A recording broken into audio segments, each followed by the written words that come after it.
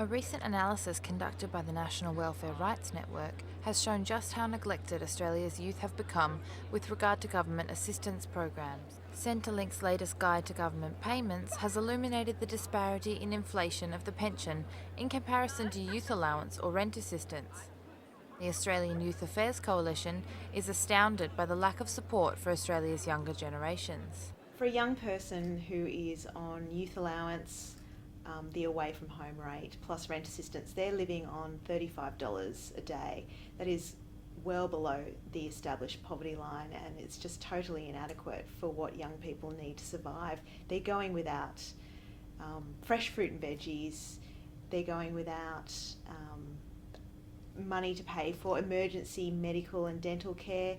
If there's a choice between rent and an emergency dental procedure, they're going to have to choose rent. Ian Turton is the National Liaison Officer for the Welfare Rights Network and a welfare rights solicitor at the Illawarra Legal Centre. He outlined the discrepancy in government support for different community groups and explained some of the reasoning behind it.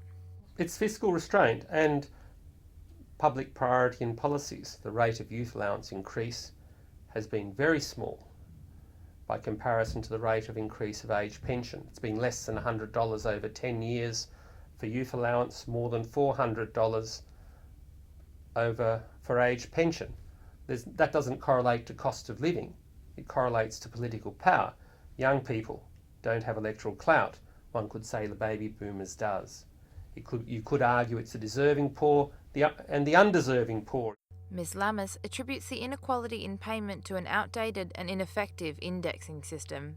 Pensions are indexed according to a rise in wages, whereas youth allowance is just indexed to the much lower rise in the consumer price index. So that's why they're so much lower.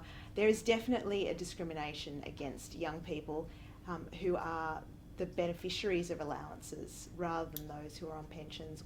However, Mr Turton has a more politicised view of the issue. To be honest, when these changes were made some years ago under the Howard government, you could argue that that was the intention, to transfer the cost of supporting students from the public purse, being seen, I suppose, in a context of social good, to parents. Someone who is living proof of our neglected youth is 23-year-old full-time student Emily Halloran. Miss Halloran has decided that Centrelink payments were more of a hindrance than a helping hand in her day-to-day finances. My experience with Centrelink is that it's just not realistic, especially if you're living somewhere like in Sydney.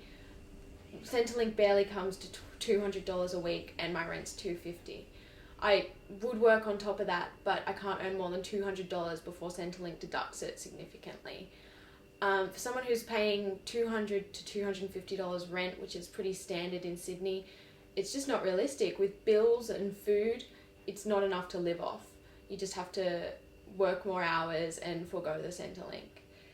Looking forward, all parties can agree that the 330,000 Australians currently receiving youth allowance would benefit exponentially from an updated rate of government support. For young people who are trying to finish education, we'd like to see the government really support them to focus on their studies so they can make a really good transition into employment. We, along with so many other community groups, the Business Council, the OECD, everyone's recommending that allowances be raised by $50 a week, and so that's what young people really need to be able to meet the basic costs of life.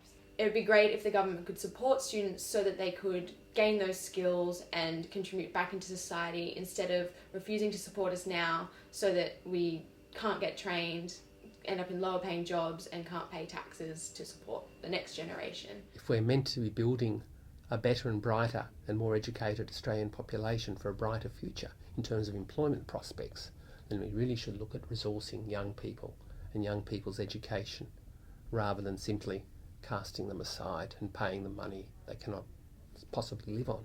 The money is inadequate, and that's fairly clear. This has been Madison Westall for Flying the Coop.